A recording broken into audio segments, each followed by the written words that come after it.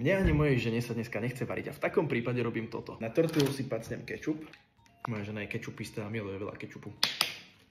Pizza korenie, strúhaný syr, šunka, niva, kukurica, ešte trošku, olomoucké tvarožky, extrémne dobrý zdroj bielkovín. A teraz do rúry a sladká bodka.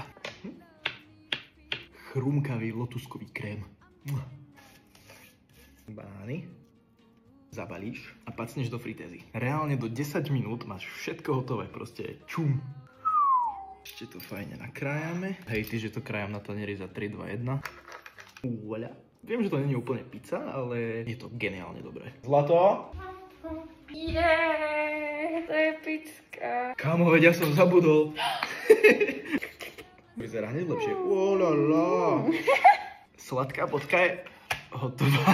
Ešte sa nepozeraj. Hodne to ako lotuska. Nie. Hodne tortila s lotuskou.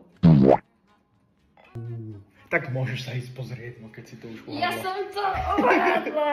A s banánom to je ešte. Ja si tam dám ešte čukut. Cheers. Cheers. Nom. Nom.